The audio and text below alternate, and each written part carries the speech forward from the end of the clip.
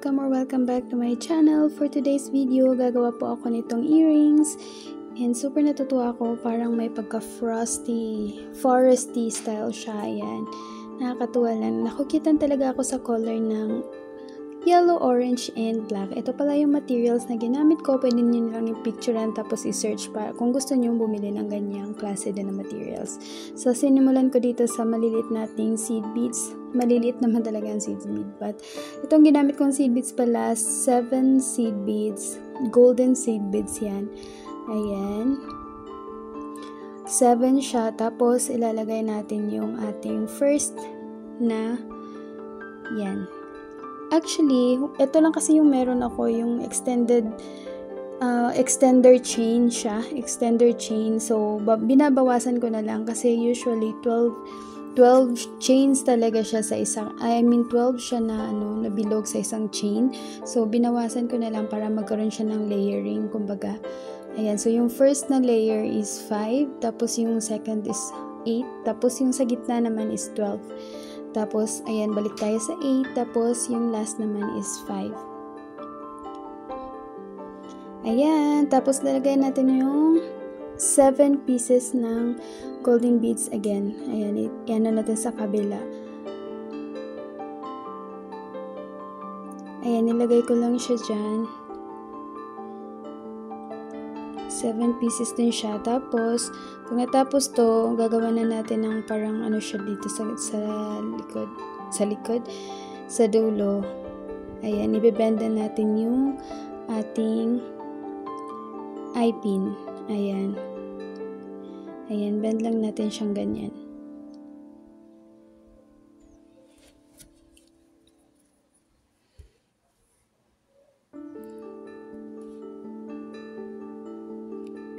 Ayan, ibilog lang natin siya para idikit kasi natin siya sa kabila. So, dapat madikit siyang ganyan. Tapos, bend lang natin siya.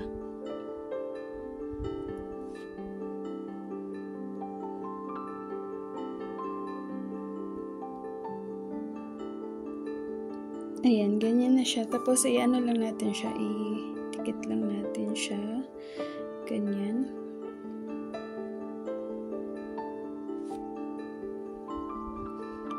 So,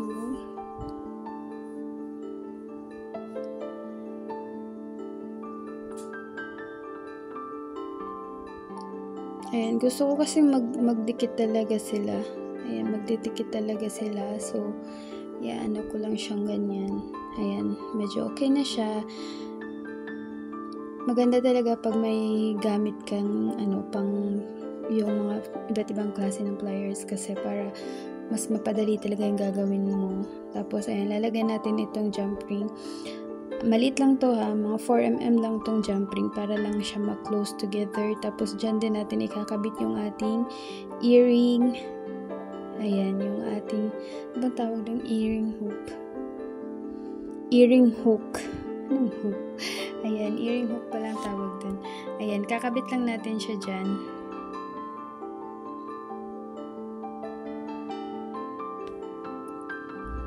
Ayan, kabit natin siya. Tapos,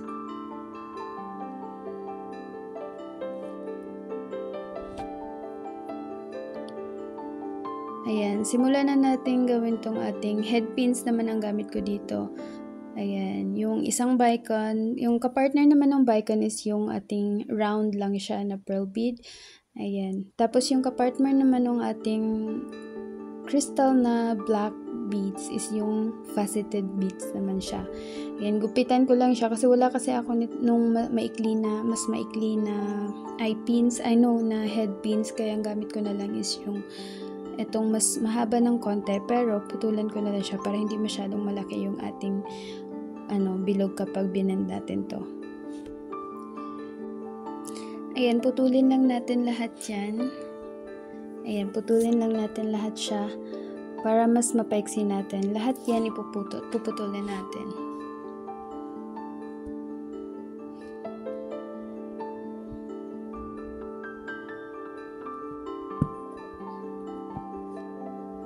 Ayan, putol na lahat. Ngayon naman, mag-proceed naman tayo sa pag-bend nito para gumawa tayo ng para siyang eye pin. yung parang sa dulo para sabitan natin. Para makonect natin siya dun sa ating ginawang earring. Yan, kakabit natin siya. Yung pagkabit ko pala niyan is makikita niyo mamaya kung paano ko siya kinabit.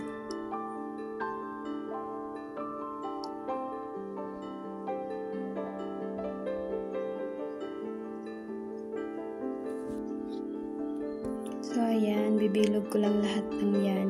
Bibilugin ko siya lahat kasi para mas mapadali na lang yung pagkakabit mo. Anyway, yung ano pala, yung papakita ko lang is yung isang part lang to ng earring ha, like yung isang pair lang muna. Ayan, kailangan mo siyang, matrabaho lang siya pero satisfied ka naman kapag nabuo mo to talaga.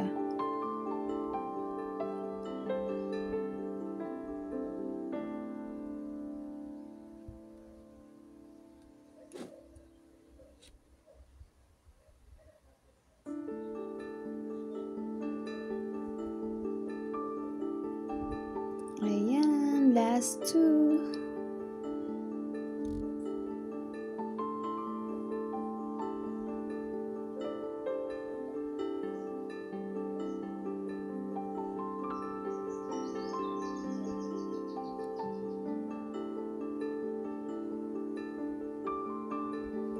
Ayan, ikakabit na natin siya. Ayan, nagbilang ako ng 3 spaces before ko siya kinabit. So, sa first is 5 lang kasi yun. So, lalagay natin siya pa sa pangatlo. Tapos, yung sa dulo naman is yung bicon.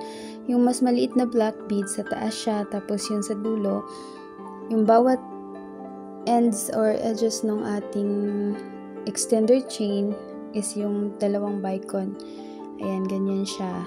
Dalawa siya dito. Ayan, fast forward ko na yun kasi parang ang haba nung video. Pero ganun lang yung ginawa ko. Kinabit ko lang siya by 3 ang spaces niya. By 3 lang yung spaces.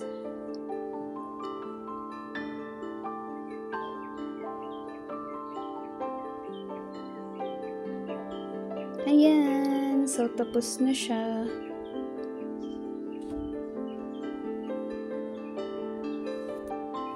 Ayan, tapos na siya. Ganyan siya itsura niya. Kapag in-spread mo siya, ganito siya tingnan. Diba? Super cute. Parang may forest vibe lang siya. Ayan, maraming salamat po sa panunood. Until next time. Thank you so much everyone for watching.